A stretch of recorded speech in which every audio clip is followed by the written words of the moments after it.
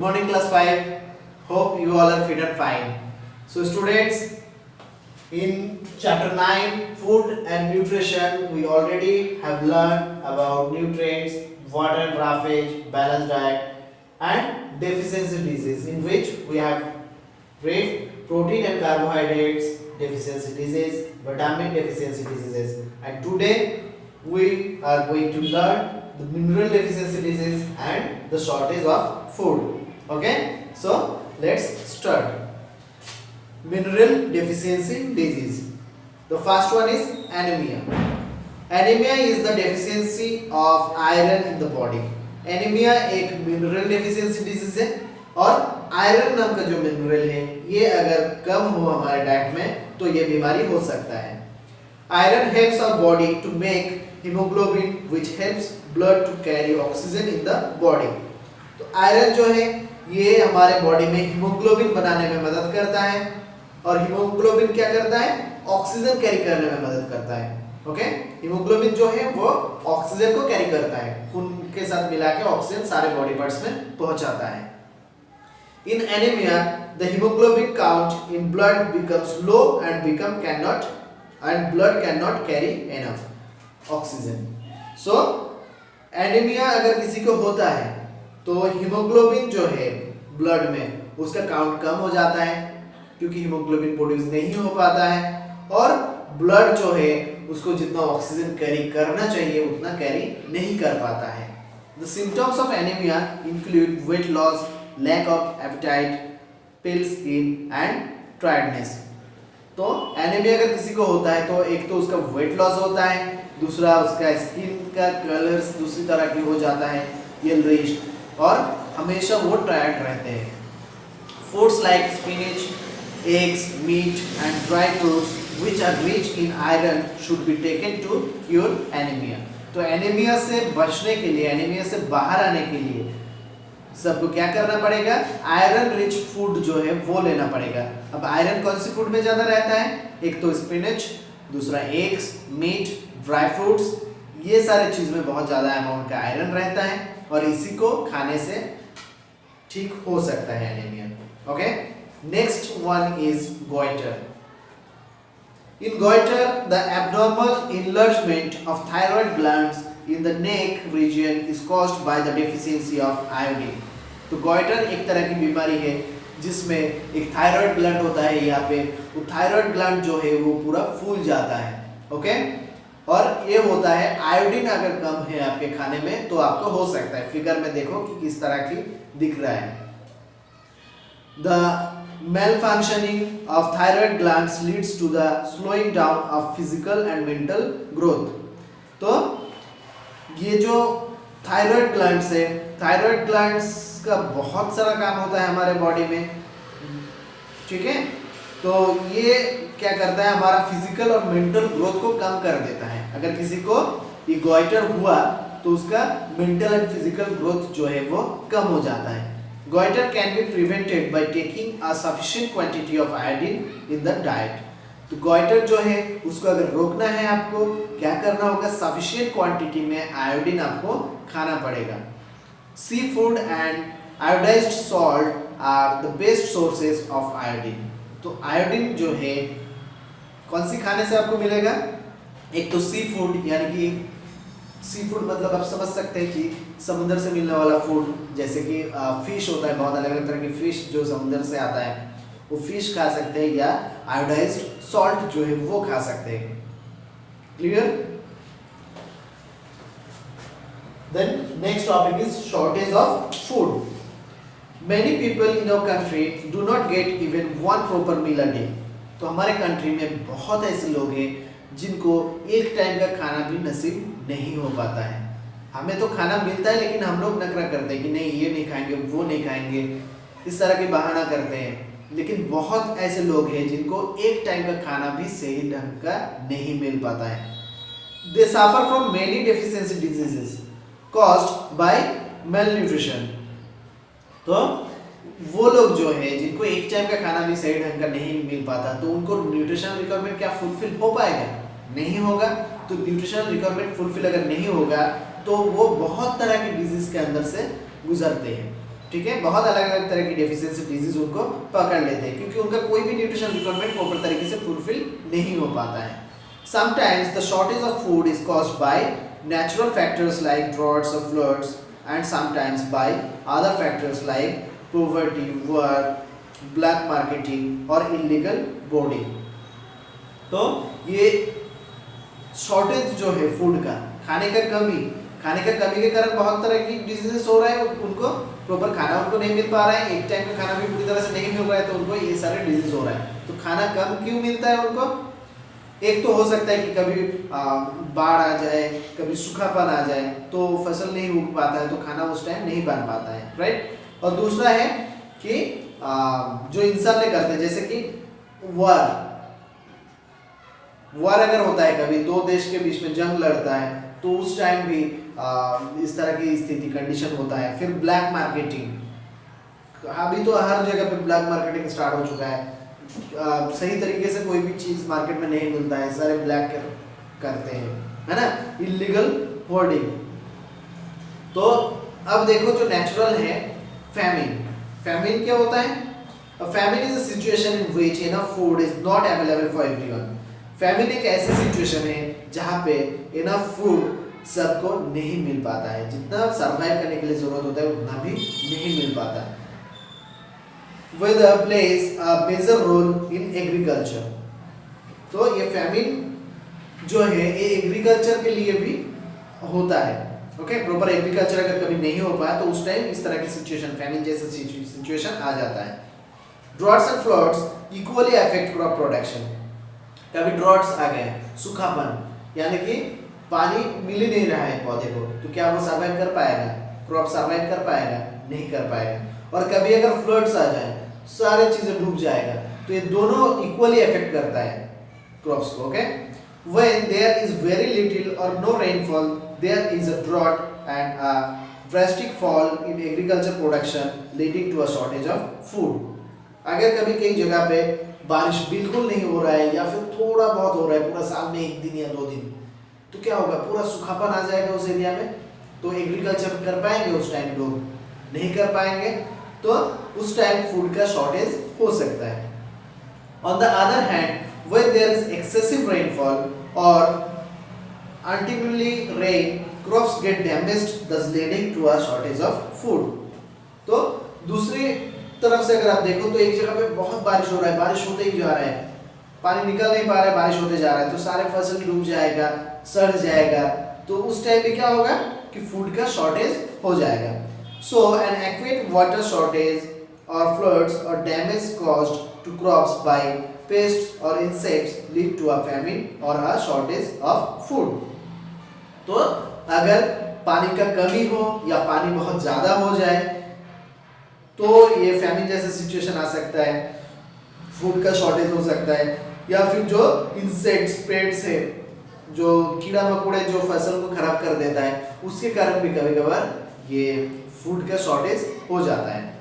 Sometimes the mismanagement of crops also leads to famines. तो कभी कभार क्रॉप्स का मिसमैनेजमेंट, प्रॉपर तरीके से मैनेज अगर नहीं किया जाए तो भी famines जैसा सिचुएशन क्रिएट हो सकता है. Such mismanagement occurs when food grains stored in godowns are spoiled or are damaged during transportation. तो मिसमैनेजमेंट मतलब क्या हो सकता है?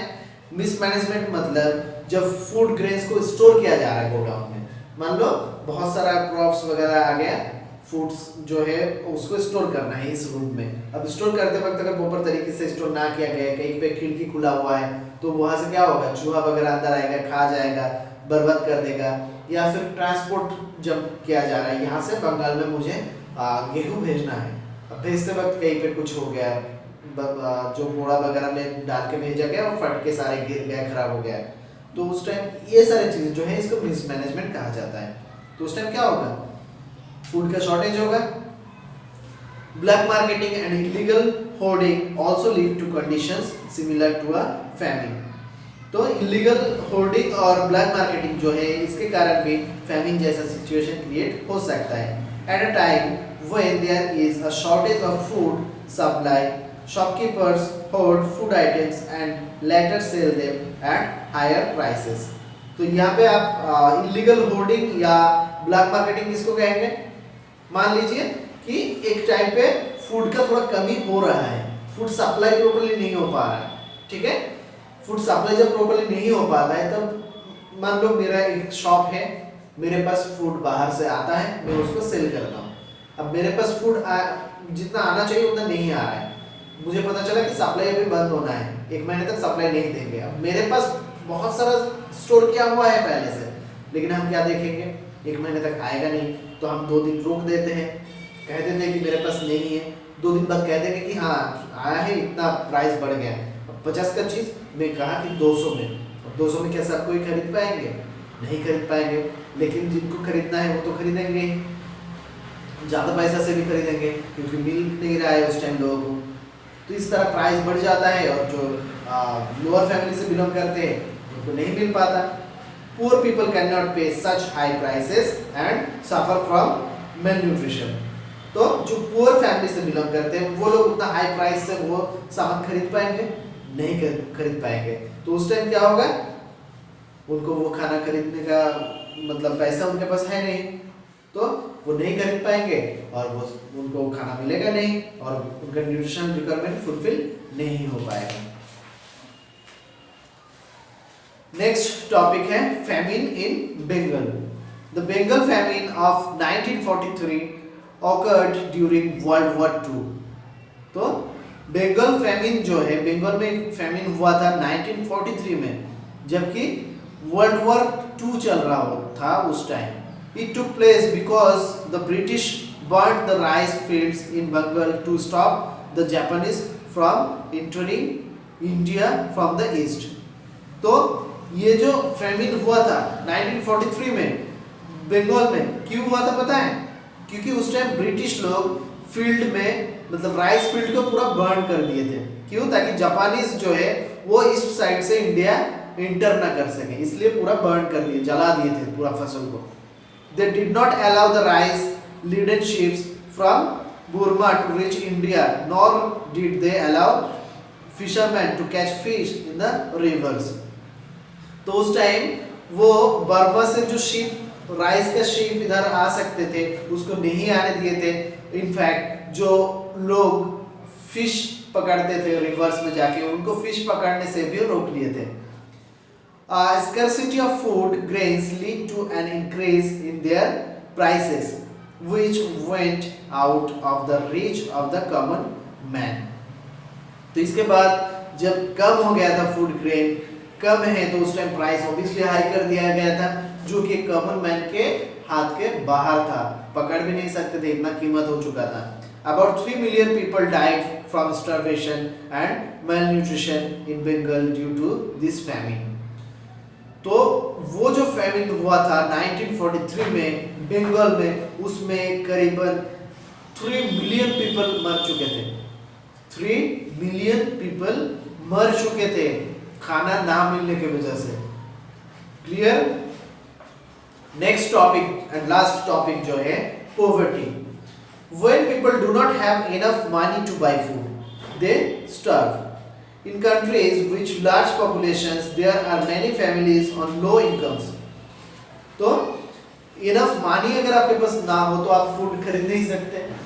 तो इस तरह के बहुत सारे कंट्रीज हैं जहाँ पे पॉपुलेशन बहुत ज़्यादा है और जिसमें बहुत सारे फैमिली का इनकम जो है बहुत कम है। They are not able to buy enough food। तो उस फैमिली का इनकम इतना कम है कि वो उस फैमिली के लिए जितना फूड चाहिए उतना खरीद नहीं सकते थे। In such a case, the family members mostly eat only 1 meal a day or sleep hungry। तो इस केस में उस फैमिली का जो मेंबर्स है वो क्या करते हैं कि पूरा दिन में एक ही टाइम का खाना खाते हैं और नहीं तो भूखा सो जाते हैं। Raju is 4 years old। Raju एक लड़का जो कि 4 साल का है। He is waiting for his father to return from work and bring some money to that his mother can buy and cook something for him।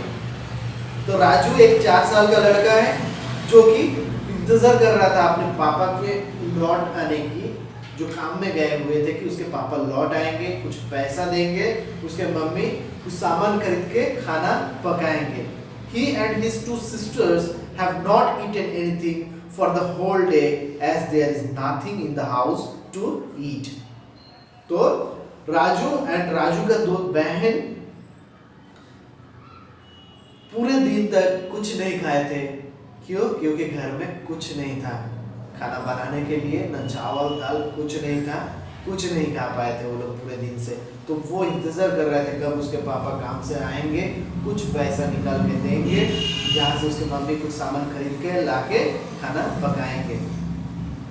तो समझ सकते हैं आप सिचुएशन को कि खाना ना मिलने के वजह से कितने लोगों का मौत हो जाता है और आप खाना को वेस्ट करते हो। ये नहीं खाएंगे, वो नहीं खाएंगे, खाना लेके फेंक देते हो। कितना मतलब तकलीफ देता है, समझ सकते हैं ये सिचुएशन। आगे से इस तरह कुछ नहीं कर रहे हैं। ओके, खाना वेस्टेज बिल्कुल नहीं करना है। Now more to know, the black marketing and hoarding of food items is illegal and punishable by law. तो ये जो ब्लैक मार्केटिंग है, फूड होर्डिंग है, ये सारे ब्लैक मार्केटिंग एंड होर्डिंग जो है ये इलीगल है। ओके, ये कानूनी अपराध है। ठीक है, इसमें पनिशमेंट भी मिल सकता है अगर गवर्नमेंट को पता चला तो। In the 1840s a plant disease destroyed most of the Ireland's potato crop, and for the next 10 years the country was struck by a long and severe famine. Around 2 million people died of starvation and diseases. तो 1840 में क्या हुआ था कि एक disease आया था, plant का डिजीज आया था। ओके, जिसमें पोटैटो क्रॉप को खराब कर दिया था। आयरलैंड में पोटैटो क्रॉप को खराब कर दिया था और वो था 10 साल तक खराब था पोटैटो। ओके, नहीं उग रहा था। तो उस टाइम उस कंट्री में ये फैमिन जैसा सिचुएशन क्रिएट हुआ था। अराउंड 2 मिलियन पीपल उस टाइम मर चुके थे खाना की कमी के कारण या फिर बीमारी से। तो ये जो सिचुएशन है ये आप समझ सकते हैं कि कितना बैड सिचुएशन है। तो फैमिन मींस ड्रॉट होता है, starvation means death and suffering due to no food. Starvation means death, या तो मर जाता है या फिर सफर करते हैं फूड ना होने की वजह से। और डेफिशिएंसी मींस लैक, ना होना, कमी होना। ओके, तो यहाँ पे देखो सामन आप दिया गया है page number 75। Food give us energy to stay fit and healthy. पूरा चैप्टर में क्या क्या पढ़े हो देखो। फूड हमें एनर्जी प्रोवाइड करता है जिससे हम लोग हेल्दी रहते हैं, फिट रहते हैं। और food should contain this 5 nutrient groups. हमारे फूड जो हम लोग लेते हैं उसमें ये 5 न्यूट्रिएंट्स ग्रुप जरूर होना चाहिए। एक तो protein, carbohydrate, fat, vitamin and mineral. Proteins are body building food which are essential for our growth and muscle building. तो प्रोटीन जो है वो बॉडी बिल्डिंग फूड है, वो हमारे ग्रोथ में और हमारा मसल बिल्डिंग में मदद करता है। Carbohydrates and fats are energy giving foods. Carbohydrate, fat दोनों एनर्जी गिविंग फूड है। कार्बोहाइड्रेट कम एनर्जी देता है, फैट जो है वो ज़्यादा एनर्जी प्रोवाइड करता है। लेकिन फैट डाइजेस्ट होने में प्रॉब्लम होता है और फैट हमारे स्किन के नीचे जम सकता है। Okay, vitamins provide us with immunity. Vitamins जो है वो हमें इम्यूनिटी प्रोवाइड करता है। Minerals are required in our body in very small quantities.